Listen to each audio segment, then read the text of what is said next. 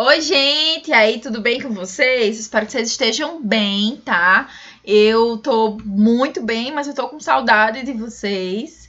É um prazer estar aqui, sempre trazendo o melhor, né? Produzindo nosso conteúdo para que vocês não fiquem paradinhos, para que continuem no trabalho, como eu estou, fazendo tudo da melhor forma possível, tá? Então, mais uma vez, bem-vindos ao nosso conteúdo online. Eu sei que tá todo mundo ansioso para que volte e tudo mais. Eu também estou e vai dar tudo certo. O caminho é esse, já já a gente tá junto. E hoje nós temos um tema maravilhoso para falar, né? Quem lembra aí na nossa previsão, eu sempre dou a previsão do próximo conteúdo para vocês. E quem lembra do que a gente conversou que ia abordar hoje? Quem é que lembra? Bora, tô esperando. Vem comigo, vamos ver o que é que a gente vai falar. Nós vamos hoje conversar sobre convulsão, gente. Então, a convulsão é um evento, né? A gente vai aprender que a convulsão, na verdade, é um sintoma, um sinal muito importante que pode indicar coisas graves, como também pode indicar nada, né? Pode apenas ser uma manifestação benigna, que não vai trazer nenhuma complicação séria para o indivíduo, certo? Aí eu vou falar também dentro da convulsão sobre uma coisa chamada desmaio, que a gente com vocês às vezes se confundem muito, certo? Então vamos lá. Prof, onde eu encontro esse conteúdo? Onde é que eu vejo tudo? Gente, vocês sabem que a gente acompanha o material, né? Então o material de vocês, ele tá lá todo organizadinho e a gente vai seguindo da maneira que consegue, né? Então hoje nós vamos abordar o nosso capítulo 9, a partir da página 44, tá? Alguns de vocês podem questionar, mas, prof, eu vi que tem uma avaliação, alguma coisa, como é que vai ficar isso, né? Gente, não se preocupem, certo? Essas avaliações, elas vão ser feitas quando a gente retornar, não se preocupem. Além disso, todas as atividades que vocês estão fazendo, os exercícios de fixação, eles vou até voltar aqui para mim para falar sério com vocês. Esses exercícios, gente, eles vão valer pontuação, a gente tá organizando, tá corrigindo. Quem tá fazendo agora com o formulário ficou ótimo, né? Porque vocês já veem o que vocês erraram e acertaram. E a gente vai atribuir uma nota, um ponto de participação, notas para as pessoas que estão fazendo direitinho, regularmente, tá? Eu vou trazer correções deles, vocês já veem os resultados, mas quando a gente retornar eu posso fazer um grande resumo, uma grande revisão de todos os exercícios. Vamos retomar os assuntos também, tá? Presencialmente, não se preocupem, que vai dar tudo certo, tá tudo no caminho, tá? A gente tá totalmente organizado e ciente que é preciso sim retomar algumas coisas presencialmente de maneira mais prática, mais objetiva, para dar tudo certo, tá? Então, como eu falei, hoje a gente vai abordar convulsão, capítulo 9, lá na nossa página 44, certo? Então, todo mundo abrindo lá no nosso livrinho de primeiros socorros.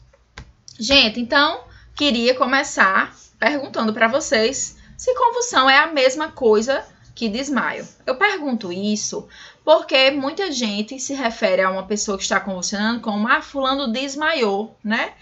Eu vi fulano desmaiando, ou eu vi fulano realmente tendo uma convulsão. Então, se confunde bastante, gente. E aí, o que é que vocês acham? É igual, não é? Me falem aí. Tô esperando. Um segundo. Pronto, acabou o tempo. Gente, é importante dizer que toda convulsão, ela pode sim ser um desmaio, certo? Então, se for uma crise convulsiva daquelas que o paciente cai ao chão, perde a consciência, né? Fica se debatendo ou não, aquilo sim é uma convulsão que teve um desmaio, certo? Então, o desmaio se caracteriza pela perca de consciência. Então, se ele caiu ao chão, se ele perdeu a consciência, isso é um desmaio. Mas nem toda convulsão é um desmaio, nem todo desmaio é uma convulsão. Não é porque a pessoa desmaiou que ela está tendo uma convulsão, certo? Ela pode ter desmaiado, porque por outras causas, calor, passou mal, teve um susto, enfim, alguma coisa desse tipo, uma notícia muito ruim que abalou, tá? E a convulsão não, a convulsão ela acontece, né, que pode ser por intoxicação, tem algumas causas de intoxicação, mas ela acontece na maioria das vezes por descarga elétrica, né? A convulsão é um evento que tem lá sua origem no cérebro, né? Que tem sua origem em alguma alteração lá química dos neurotransmissores, né? Que aí vão se desorganizar e vão causar esse choque lá no nosso cérebro, no nosso sistema, tá? Então vamos entender. Então, o que é desmaio? Desmaio acontece quando você perde a consciência, como eu já falei, por um curto período de tempo, certo? O termo médico que a gente usa às vezes é a síncope, tá? E um desmaio geralmente dura só segundos, gente, ou minutos, é bem rápido, certo?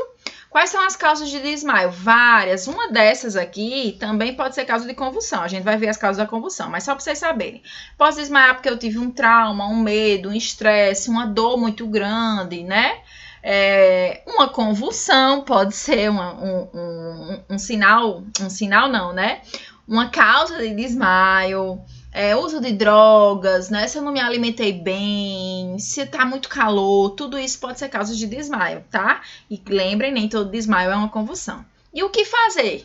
Quando o paciente ele tá desmaiado, você vê que ele desmaiou, né? E você vê que ele tá respirando, tá com o pulso, mas tá desmaiado. Não é pra jogar água na cara dele, né? Não é pra botar pra cheirar perfume. Tudo isso, gente, pode piorar a situação, né?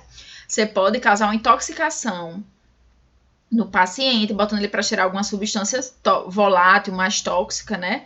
Ou até fazer com que ele broncoaspire, né? Faça a água que você joga no rosto lá para ele acordar, entre pela via pulmonar e aí causa uma pneumonia, enfim, uma complicação mais séria. O que é que a gente faz de um paciente desmaiado? A única coisa que a gente deve fazer é elevar os membros, então levantar aí as perninhas, como vocês estão vendo aí na foto, e lateralizar a cabeça da vítima, porque se vir vômito, se vir saliva em excesso, essa saliva ela vai sair e não vai engasgar o paciente, tá?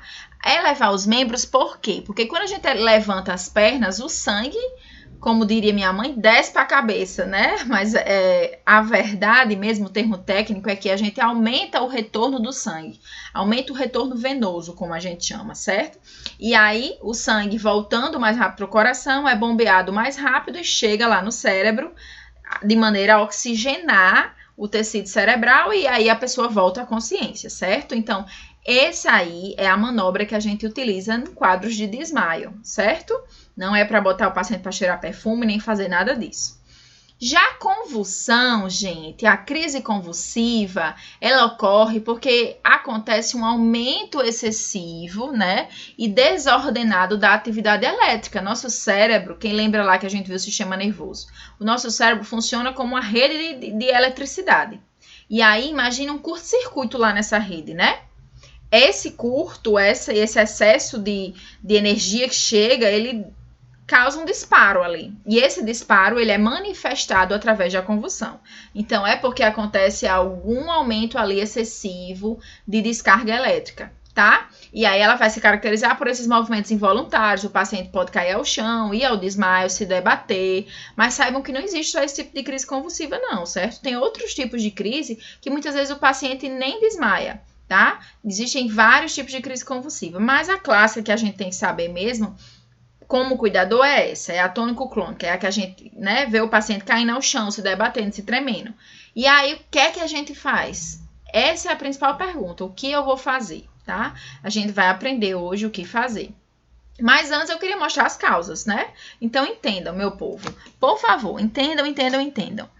Nem toda convulsão, certo, é desse jeito, mas a maioria se manifesta dessa forma e é essa que a gente tem que saber. Convulsão não é uma doença, certo? Eu não posso dizer assim, fulano, ele tem convulsão. Convulsão é um sintoma, é a mesma coisa de eu dizer assim, fulano, você tá com febre. A febre me diz qual é a doença? Não. Tem várias doenças que me dão febre, né?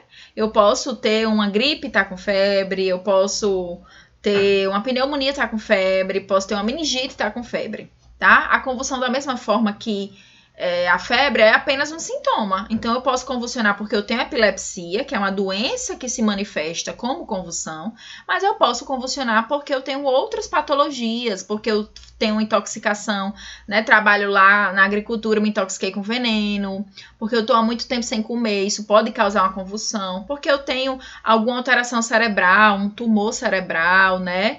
É muito comum isso acontecer e aí atingir áreas que descarreguem, que se manifestem como a convulsão.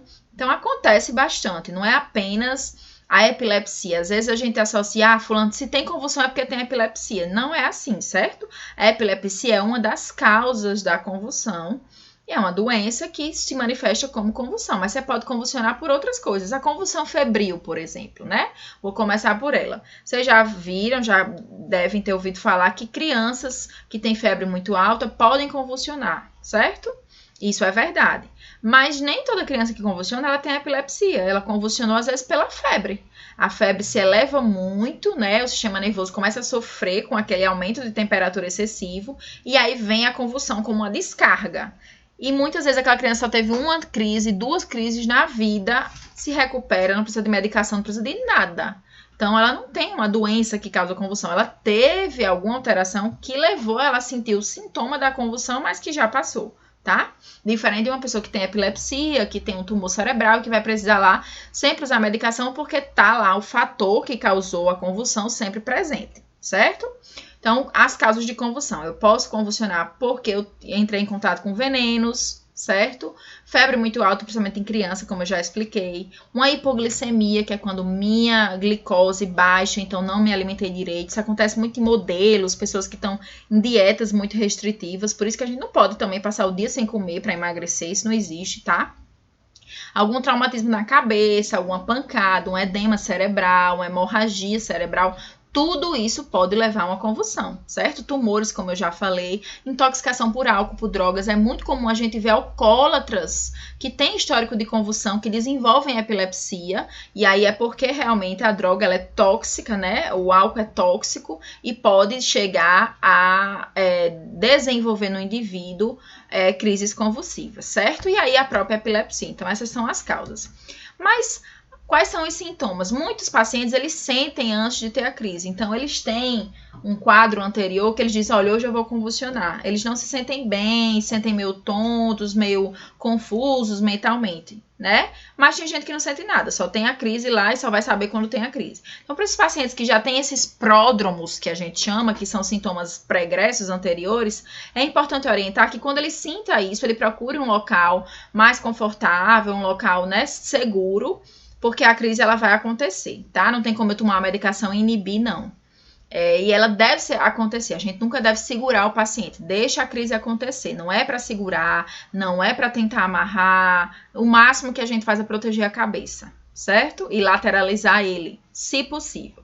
E alguns sintomas podem estar presentes, né? A inconsciência, a queda, porque ele vai cair por causa da convulsão, pode ter um olhar vago ou revirar os olhos, pode suar o paciente, pode ficar com a pupila dilatada, pode ficar com o lábio mais roxo, às vezes alguns mordem a língua, porque a força de contração no corpo é muito grande. É esse ato que a gente fala aí, espumar pela boca. Na verdade, isso é o excesso de saliva, né? Que é produzido e aí dá essa impressão que o paciente está espumando pela boca, mas não existe isso, é o excesso de saliva, tá? Então, como eu já falei, pode morder a língua, os lábios, o corpo fica rígido, porque é uma contração muscular, né? Pálido, pode ter movimentos desordenados, os tremores, e pode também ter a defecação e a urina na hora da convulsão, certo? Ele não sente que está tendo isso. O que fazer, gente? Aqui eu trouxe algumas coisas que são polêmicas e outras não. Trouxe de propósito, tá? Pra gente discutir. Então, primeiro, tentar evitar a queda desamparada, isso é um ponto importante. A gente não pode deixar o paciente cair da convulsão. Então, se perceber que ele tá tendo a crise, tenta segurar ele. Só para ele não bater no chão com força, né? E deixa lá no chão, protegendo a cabeça. Então, retira objetos da boca com cuidado. Isso por exemplo, se ele tiver com um canudo na boca, se tiver comendo, se tiver com a colher na boca e tiver como a gente retira. Mas atenção! Essa é um pouco polêmica, junto com uma das próximas que a gente vai ver, que alguns autores pedem para colocar uma toalha entre os dentes, né? Um pano limpo. Isso aí, gente, eu como profissional não recomendo vocês fazerem, porque existe um risco muito grande de acidente. Então, o paciente ele tá tendo uma contração muito grande, né? Tá todo contraído, a mandíbula, o maxilar dele também tá contraído para uma mordida. E a força é tão grande que na hora que você vai lá colocar a mão na boca do paciente para botar um pano ou tirar alguma coisa, ele pode morder seu dedo e você perder até o dedo, tá?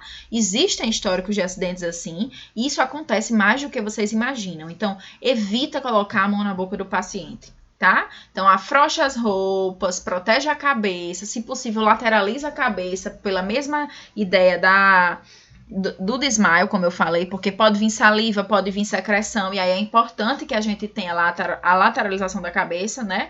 Afrouxe as roupas, deixe o paciente bem à vontade. Se tiver em casa, abra janelas, aumenta a ventilação e espera. O que a gente tem que fazer é esperar a crise voltar, né? Então, após acabar a crise, a gente acalma o paciente, explica o que aconteceu. Alguns voltam um pouco desorientados, não sabem o que aconteceu, ficam confusos. E esse é o momento da gente intervir, explicar, não, tá tudo bem e tudo mais, né? Alguns já sabem que tem crise. Se for no meio da rua, você estiver oferecendo ajuda a alguém, né? Você pergunta, o senhor já toma alguma medicação? Tomou uma medicação hoje, né? Ou quando é a primeira crise, a gente explica, o senhor teve uma crise convulsiva, mas fique tranquilo, né? Já tá tudo bem, é bom o senhor investigar, ir ao médico para saber o que aconteceu, tá? Então, o primeiro socorro que a gente deve fazer é esse aí que eu trouxe essas figurinhas, né? Mantenha-se calmo, deixe a vítima ter a crise, não tente segurar, não tente amarrar. O máximo que a gente faz é proteger a cabeça. Pode botar um travesseiro em cima, abaixo da cabeça, ou a bolsa mesmo, que às vezes a gente tá na rua, né? Lateraliza a cabeça, segura lá com as mãos, mas nunca segurar o corpo. Abre a roupa, desafrouxe o máximo, fique perto, se mantenha junto, né? Lateraliza lá a cabeça, ou bota toda a pessoa de lado, porque se vir vômito, secreção, isso já ajuda, tá? E aí, quando essa pessoa retornar à consciência, que acordar, a gente oferece ajuda, explica e mostra o que é. Então, na hora da crise, o que a gente pode fazer pelo paciente é proteger a cabeça, né, e evitar que ele se engasgue, certo? Mas a questão de colocar perfume, botar para cheirar alguma coisa, segurar a pessoa para ela não ter o tremor, isso não, isso a gente tem que deixar acontecer, certo? Ok? Então, essa é a medida mais adequada para a gente realizar nos quadros de convulsão, certo? O que nunca fazer? Não impedir os movimentos, como eu já falei, né? Apenas certifique-se de que a vítima não vai se machucar, então afaste os objetos. Nunca coloque a mão dentro da boca, que é o que eu já falei durante a crise, porque tem o risco da contração ser forte e causar um acidente. E não jogar água no rosto da vítima. Pelo amor de Deus, não façam isso, certo? Já sabem como funciona o nosso exercício de fixação, vocês estão fazendo, estou gostando de ver, tá? Continue fazendo, trouxe até uma questão aqui para a gente discutir. E aí vocês encontram essas questões lá no nosso conteúdo, tá? Então, deem uma olhada, vejam direitinho. As questões, elas foram feitas com muito amor e com muito carinho. E nosso próximo conteúdo vai ser como agir em situações de engasgo. Então, pensem aí como agir, certo? A questão que eu trouxe, gente, foi uma questão que houve um pouco de dúvida de vocês lá no conteúdo passado, né? Então, essa questão que eu trouxe para discutir não é do assunto agora, mas é de um assunto que a gente viu no nosso último conteúdo e que gerou dúvida, né? Toda fratura exposta, ela deve ser imobilizada, sempre deixando o sangue escorrer o máximo possível para lavar o ferimento. E aí, eu vi que vocês marcaram algumas coisas, ficou meio dúvida, por isso que eu resolvi trazer essa questão, tá?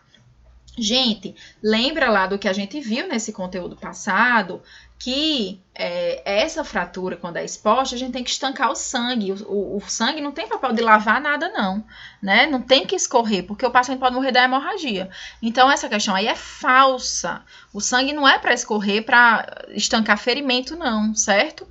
Para lavar ferimento, não. Pelo contrário, a gente tem que parar o sangramento, estancar esse sangramento, para que não piore a situação, tá? Então, não esqueçam disso, não. Certo? Se ficou alguma dúvida, vocês falam comigo, que eu sempre estou disponível. Então, como eu já falei no nosso próximo conteúdo, vocês já sabem o que a gente vai falar. Vamos falar de engasgo, tema muito importante, principalmente para idosos, crianças, tá? E é isso. Aguardo vocês no nosso próximo conteúdo. Tchau, tchau. Estudem!